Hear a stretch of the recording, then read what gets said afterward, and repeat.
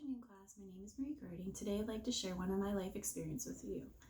I dated this young man for about 5 years, and partway into the relationship, he comes to me reluctantly and says that he has bipolar.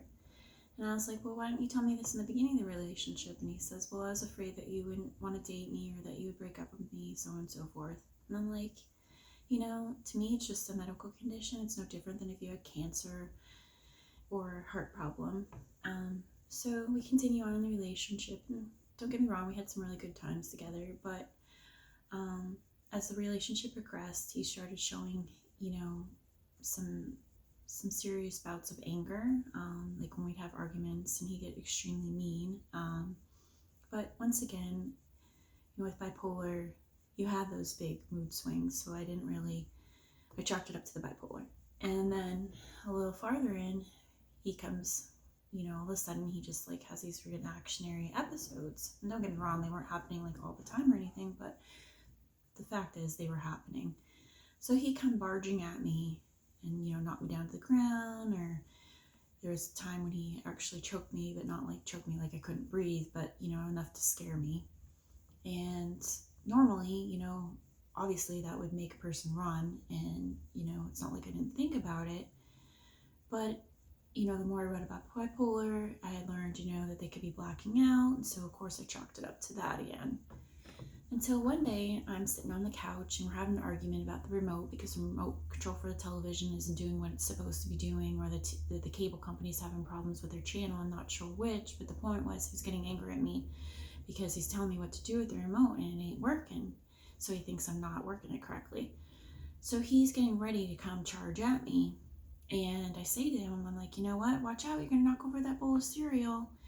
So he literally picks up the TV tray, he moves the TV tray, and then he comes barging at me. And later on that day, I'm thinking about this scenario, and I'm thinking to myself, wait a minute. You're in a conscious state of mind.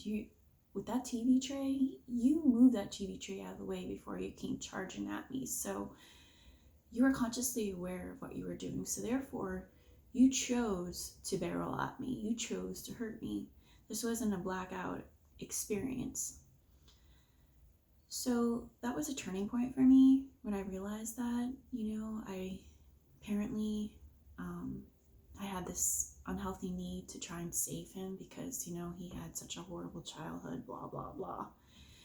And I wanted to show him that it didn't have to be like that. You didn't have to live this depressive life. I wanted to show him that you can live a happy life. This can be different. But anyway, the episode where I realized he was consciously aware of what he was doing changed me inside and made me realize the difference between bipolar and somebody being abusive. Me sharing this story with you, I would like you guys to take away 2 things. 1, it's okay to question whether or not someone's good for you. You may be good for them, but it doesn't mean that they're good for you. That doesn't make you a shallow individual. That makes you, healthy, because you're looking out for your own well-being. And second of all, it doesn't matter if someone has a mental illness or disorder. That doesn't give them the right to hurt you. It's never okay for anyone to hurt anyone.